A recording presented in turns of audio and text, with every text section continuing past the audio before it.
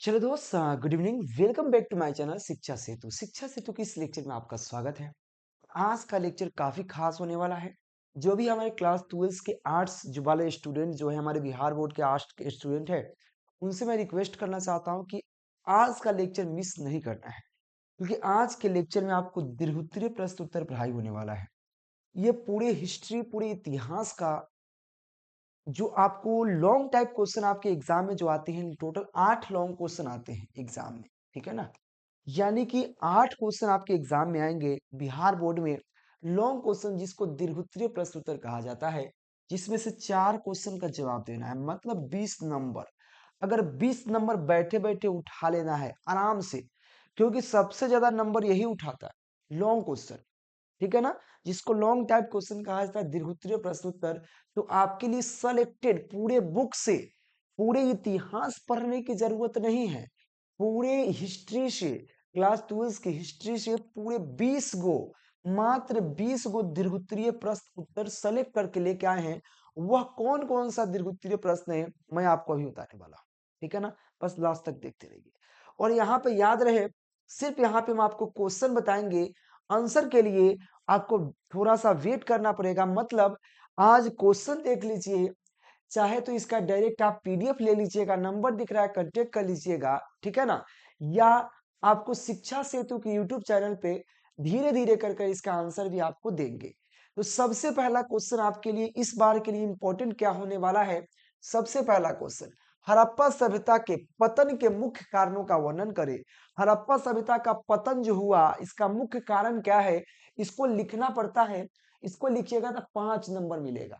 और ये इस बार के लिए काफी महत्वपूर्ण क्वेश्चन है कि हड़प्पा सभ्यता के पतन का मुख्य कारणों का वर्णन करें। अब कहोगे सर इसका आंसर क्या हो गया। तब मेरे मित्र एक एक लेक्चर में हम सब कैसे बता दे, आप ही बताइए ना। सब बताएंगे तो फिर दिक्कतें हो जाएगा, इसलिए थोड़ा सा वेट कीजिए। आज क्वेश्चन देखिए, कल से आंसर मिलेगा। या डायरेक्ट इस सब क्वेश्चनवा का पीडीएफ आपको नीचे नंबर दिख रहा है, कांटेक्ट कर लीजिएगा। एक सब्जेक्ट नहीं, केवल लॉन्ग क्वेश्चन नहीं, जिसमें आपको पूरे सेलेक्टेड 400 ऑब्जेक्टिव क्वेश्चन, 100 लघुत्तरीय प्रश्न उत्तर, 20 दीर्घोत्तरीय प्रश्न उत्तर, आपको हर सब्जेक्ट का इतना इतना क्वेश्चन मिल जाएगा। और इतना पढ़ने के बाद ना आराम से आप 450 कर सकते हैं, आराम से एकदम। आर्ट्स वाले के लिए बता रहा हूं, तो प्लीज लेने के लिए प्रयास कीजिएगा, नंबर दिख रहा है। सेकेंड क्वेश्चन महत्वपूर्ण क्या है कि महात्मा बुद्ध के उपदेशों का वर्णन करे। और देखिए बगल में बिहार बोर्ड में जो क्वेश्चन में पूछ ले, बगल में डेटो लिखे 2013, 16, 19, 21। देखो इतना बार पूछ चुका है क्वेश्चन में। नीचे क्वेश्चन में 2 नंबर क्वेश्चन में जो इस बार के लिए इंपॉर्टेंट है, यह 2 तरीका से क्वेश्चन पूछेगा। क्वेश्चन में कैसे कैसे कह देगा आपसे, कहेगा कि महात्मा बुद्ध के उपदेशों का वर्णन करे। जो महात्मा बुद्ध है, उनके उपदेश क्या है। जो हमारे कृष्ण भगवान जब उपदेश दिए, वो गीता बन गया। जो हमारे महाभारत में उपदेश दिए, अर्जुन को उपदेश जो भी दिए, वह गीता के रूप ले लिया। उसी तरह से महात्मा बुद्ध जो उपदेश दिए, उसी का वर्णन करना है। यह क्वेश्चन आपको 2015, 2019, 2020 और 2021 लगातार 3 बार, 19, 20, 21, देखिए 3 बार। या हो सकता है इसी क्वेश्चन को आपको ऐसे कर दे कि महात्मा बुद्ध के शिक्षाओं शिक्षाओं का उल्लेख कीजिए। क्वेश्चनवा दोनों का एक ही मतलब है, ठीक है ना, लेकिन क्वेश्चनवा कहने का 2 मतलब हो गया। आपसे कह दे कि राम के पिता दशरथ है या दशरथ का बेटा राम है, मतलब वही निकल रहा है, बस कहने का तरीका दुगो है ना। उसी तरह से महात्मा बुद्ध के उपदेश का वर्णन करे या महात्मा बुद्ध के शिक्षाओं का उल्लेख कीजिए। महात्मा बुद्ध के जो शिक्षा है उसका उल्लेख कीजिए। क्वेश्चनवा एक ही है, 2 नंबर क्वेश्चन एक ही क्वेश्चन है, बशर्ते 2 तरीके से आपके एग्जाम में पूछे जाएंगे। हो सकता है आपसे पूछे महात्मा बुद्ध का उपदेश का वर्णन करे, हो सकता है आपसे पूछे महात्मा बुद्ध के शिक्षाओं का उल्लेख कीजिए। तो दोनों का आंसरवा एक ही लिखाएगा, आंसरवा में चेंज नहीं होगा। क्वेश्चनवा कहने का मतलब दोनों एक ही है, बशर्ते इसीलिए हम यहाँ पे अथवा में लगा दिए हैं, ताकि आपको पता चले।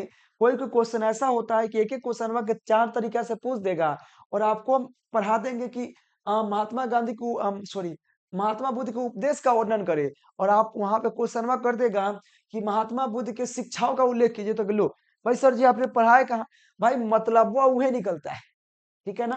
तो दूसरा का क्वेश्चन आपका यह है, और उसके साथ यह है अथवा में मतलब अथवा कहने का मतलब आंसरवा दोनों का एक ही होगा, क्वेश्चन दो हो गया, ठीक है ना। चलिए तीसरा का क्वेश्चन महत्वपूर्ण क्या है, और तीसरा का क्वेश्चन चार तरीका से पूछता है, और यह क्वेश्चन में देखिए कितना बार पूछ ले। तीसरा का क्वेश्चन है कि अकबर की भूमि बंदोबस्त प्रणाली का मूल्यांकन करें। जो अकबर का जो भूमि था, भूमि बंदोबस्त का प्रणाली क्या है, उसका उल्लेख करना है। यह आपको क्वेश्चन पूछेगा 2019, 2020, 2021 में पूछ लिया क्वेश्चन वहां, इस बार के लिए इंपॉर्टेंट है।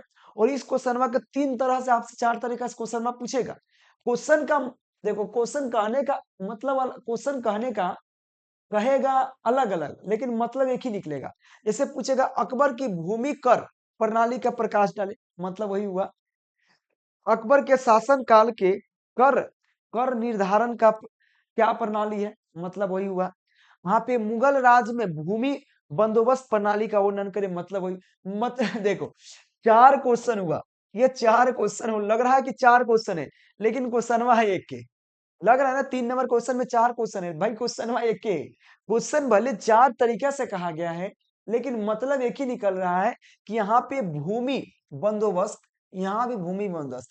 कर मतलब क्या होता है, देखो कर प्रणाली, भूमि कर प्रणाली, भूमि मतलब कर प्रणाली क्या है।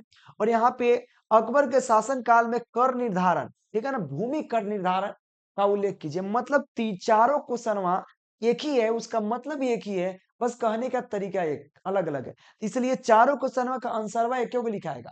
इसलिए आपके एग्जाम में हो सकता है कि आपको पूछ दे कि अकबर की भूमि बंदोबस्त प्रणाली का मूल्यांकन करे। हो सकता है आपसे पूछ दे कि अकबर की भूमि पर भूमि कर प्रकाश डाले, ठीक है ना। या आपसे पूछ दे अकबर के शासन काल में कर निर्धारण का प्रणाली क्या है। या पूछ दे कि मुगल राज में या मुगल काल में भूमि बंदोबस्त का प्रकाश डाले। तो चारों क्वेश्चन का आंसर एक ही आएगा, लेकिन क्वेश्चन आपसे इसमें से एक क्वेश्चन करेगा, ना कि चारों कर देगा। हाँ, हो सकता है कि कभी, हो सकता है कि 2000 आपसे ये पूछ दे, कभी किसी से ये पूछ दे, मतलब क्वेश्चनवा का आंसर एक ही होगा, लेकिन कहने का मतलब तीन हो गया। तो पहला क्वेश्चन क्लियर है, दूसरा का क्वेश्चन क्लियर, तीसरा का क्वेश्चन क्लियर। ये तीन क्वेश्चन हुआ, और इस सब का आंसर लेके आऊंगा, टेंशन मत लेना। बस क्वेश्चनवा इसी का मतलब ये क्वेश्चन है, इसी का ये क्वेश्चन है, ठीक है ना। चलिए अब चौथा क्वेश्चन है कि भारतीय संविधान की रचना में या आधुनिक भारतीय संविधान की रचना में डॉक्टर भीमराव अंबेडकर की भूमिका का मूल्यांकन करें। यह क्वेश्चन देखिए 2009, 2013, 2016, 2019, 2020, 2024 के एग्जाम में पूछा गया है। देख सकते हो कितना इंपॉर्टेंट है, ठीक है ना। आगे चलिए, 5वां नंबर क्वेश्चन है हड़प्पा सभ्यता के नगर नियोजन प्रणाली का विवेचना करें। हड़प्पा सभ्यता के नगर नियोजन प्रणाली क्या है, यह क्वेश्चन 2012, 14, 20 और 24 के एग्जाम में पूछ चुका है मेरे मित्र। इतना इंपॉर्टेंट क्वेश्चन है, इसको स्किप मत कीजिएगा। और शिक्षा सेतु क्लास पर आपको डेली आर्ट्स के और 10th का क्लास चलता है, क्लास 12 के आर्ट्स और क्लास 10 का ऑल सब्जेक्ट का क्लास चलता है शिक्षा सेतु यूट्यूब चैनल पर डेली। और इसका लिंक, टेलीग्राम का लिंक डिस्क्रिप्शन में या पीडीएफ मिल जाएगा, ठीक है ना। तो हड़प्पा सभ्यता के नगर नियोजन प्रणाली का उल्लेख करें, जो आपके सामने बगल में डेट भी मेंशन किया गया है। 6वां नंबर क्वेश्चन है महावीर की जीवनी एवं उपदेशों का वर्णन करे। मतलब जो महावीर जी हैं, महावीर के जीवनी और उपदेशों का वर्णन करे। और यह क्वेश्चन आपके लिए इंपॉर्टेंट है, इस बार एग्जाम के लिए 18, 20, 22, 24 के एग्जाम में पूछ चुका है। अगले क्वेश्चन देखो, अगले क्वेश्चन है कि सूफीवाद पर एक संक्षिप्त टिप्पणी लिखे। सूफीवाद क्या है, सूफीवाद से आप क्या समझते हैं, उसके बारे में जो जानकारी है उसको लिख दीजिए, 5 नंबर उठा लीजिए। यह क्वेश्चन 2012, 15, 18 और 20 के एग्जाम में पूछा गया है। 8वां क्वेश्चन है कि 1857 की क्रांति के 1857 की क्रांति के कारणों का उल्लेख करें, या 1800 शांति के सॉरी 1857 के क्रांति या जो उस समय जो आंदोलन हुआ था उसके वर्णन करे। क्वेश्चन एक ही है, याद रखना 1857 के क्रांति के कारणों का वर्णन करें। ये क्वेश्चन 11, 12, 18, 20 और 24 के एग्जाम में आपसे पूछा गया है, ठीक है। अगला क्वेश्चन 9 नंबर क्वेश्चन भी दो तरीका से आपके एग्जाम में पूछता है। कौन कौन से क्वेश्चन तरीका, तो कहेगा असहयोग आंदोलन के महत्व और प्रभाव को विवेचना करे, या असहयोग आंदोलन के प्राकृतिक और परिणाम का वर्णन करे। मतलब क्वेश्चन दोनों एक ही है, याद रखिएगा। 9 नंबर क्वेश्चन दो तरीका से पूछेगा, कहेगा असहयोग आंदोलन के महत्व और प्रभाव का विवेचना करे या प्राकृतिक और परिणाम का विवेचना करे या वर्णन करे, मतलब एक ही है। और ये क्वेश्चन 11, 14, 15, 17, 20 और 24 के एग्जाम में पूछा गया है। स्किप मत कीजिएगा, इतना इंपॉर्टेंट है। और ये सब क्वेश्चन का आंसर कहाँ मिलेगा, नंबर दिख रहा है, कांटेक्ट कर लीजिएगा, जिसमें केवल लॉन्ग क्वेश्चन ही नहीं, केवल दीर्घोत्तरीय नहीं, लघुत्तरीय प्रश्न उत्तर के साथ मिल जाएगा, उसमें आंसर भी होगा और साथ में ऑब्जेक्टिव भी मिल जाएगा, और केवल हिस्ट्री ही नहीं, ऑल सब्जेक्ट मिल जाएगा। ठीक है ना, लेने के प्रयास कीजिएगा, कुछ नहीं पढ़े हैं तो अभी से पढ़ना शुरू कीजिए। अगला 10 नंबर क्वेश्चन आपसे है, प्राचीन भारतीय इतिहास के अध्ययन के विभिन्न शर्तों का वर्णन करें। भैया जी क्वेश्चन है कि प्राचीन भारतीय इतिहास के अध्ययन के विभिन्न शर्तों का वर्णन करें। यह क्वेश्चन 11, 14, 17 के एग्जाम में पूछा गया, जो इस बार के लिए इंपॉर्टेंट है। और यह 20 क्वेश्चन पढ़ने के बाद आपके एग्जाम में डायरेक्ट यहां से 4 क्वेश्चन मैच करेंगे। 8 क्वेश्चन पूछेगा, जिसमें से 4 क्वेश्चन का जवाब देना है, तो डायरेक्ट आप 4 में 4 करना है, तो ये 20 क्वेश्चन मात्र याद रखना है, और 20 क्वेश्चन आराम से 3 दिन में याद हो जाएगा। अगला क्वेश्चन है कि यहाँ पे भक्ति आंदोलन के महत्व और प्रभाव का संक्षिप्त वर्णन करे या यहाँ पे समीक्षा करे। क्वेश्चनवा कहेगा कि यहाँ पे भक्ति आंदोलन, याद रखना, भक्ति आंदोलन के महत्व एवं प्रभाव का विवेचना करे, संक्षिप्त वर्णन करे या समीक्षा करे, मतलब वही हुआ। ठीक है ना, तो यह क्वेश्चन भी 10, 12, 14, 19 के एग्जाम में पूछा गया है। ठीक है, आगे चलिए अगला टॉपिक देखते हैं। 12 नंबर क्वेश्चन है, हड़प्पा सभ्यता के विस्तार का विवेचना करें। हड़प्पा सभ्यता का विस्तार क्या है, इसका कैसे पूरा अपना साम्राज्य बना लिया, इसके बारे में आपको जानकारी देना इंपॉर्टेंट क्वेश्चन है। 13 नंबर क्वेश्चन है कि मगध साम्राज्य के यहाँ पे उत्थान के क्या कारण थे। मगध साम्राज्य जो था उसका उत्थान का कारण क्या था, यह भी क्वेश्चन इंपॉर्टेंट है। यह क्वेश्चन 2023 के एग्जाम में पूछा गया है। 14 नंबर क्वेश्चन है कि 1857 के विद्रोह के सफलता का यहाँ पे क्रम का वर्णन करें। मेरे दोस्त, जो 1857 का जो विद्रोह हुआ था, उसका सफलता, उसको सफल क्यों हो गया, किसके कारण हो गया, कैसे हो गया सफल, इसका वर्णन कीजिए। ये क्वेश्चन 17, 21 और 22 के एग्जाम में पूछा गया है।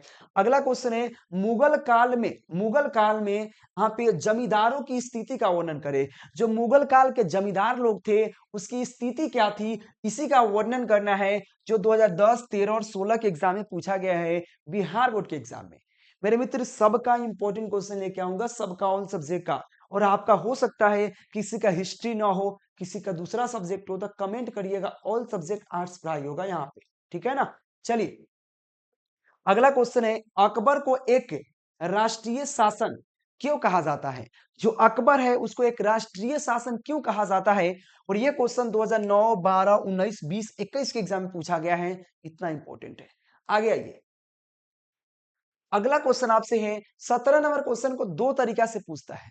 तरीका क्या है, देखिए, पहला क्वेश्चन क्या देगा, विजयनगर साम्राज्य की उपलब्धियों का जानकारी दे, कि विजयनगर जो साम्राज्य है उसकी उपलब्धियां क्या है, उसकी जानकारी आप बताइए। यह क्वेश्चन, या आपसे कह देगा ऐसे कि विजयनगर कालीन यहाँ पे स्थापत्य काल की विशेषता का वर्णन करें, मतलब दोनों का एक ही है, कि विजयनगर साम्राज्य की उपलब्धि का वर्णन करें, या विजयनगर कालीन स्थात्व स्थायित्व काल की विशेषता का वर्णन करें। क्वेश्चन दो कह रहा है, लेकिन मतलब एक ही है। और ये क्वेश्चन देखिए 2009, 10, 12, 13, 14, 18, 20, 21, पागल हो जाओगे देख के यार, इतना बार पूछ रखा है, सोच लो इतना इंपॉर्टेंट है। अगला क्वेश्चन देखिए, भारतीय स्वतंत्रता संग्राम में महात्मा गांधी के योगदान का महत्वपूर्ण, जो उनका महत्व, उनका चर्चा करें, कि भारतीय स्वतंत्रता संग्राम में महात्मा गांधी के योगदान किस प्रकार महत्वपूर्ण है। यानी कि जब भारतीय स्वतंत्र हुआ, भारत जब स्वतंत्र हुआ, उसमें महात्मा गांधी के योगदान क्या रहा, उसके महत्वपूर्ण का जो उनका महत्व योगदान किस प्रकार महत्वपूर्ण है, इसका वर्णन के लिए 10, 11, 12, 13, 16, 17, 18, भाई पागल हो जाओगे देख देख के कितना बार पूछ रखा है। अगला क्वेश्चन देखिए, गांधी जी की दांडी यात्रा का उल्लेख करें। जो गांधी जी ने नमक कानून को तोड़ने के लिए दांडी यात्रा शुरू किए थे, ठीक है ना, साबरमती नदी से, तो यह याद रखना, साबरमती आश्रम से, ठीक है ना, यह क्वेश्चन भी इंपॉर्टेंट है। अगला क्वेश्चन देखिए 20 नंबर क्वेश्चन है, भारतीय संविधान की मुख्य विशेषता क्या है? भारतीय संविधान की विशेषता क्या है?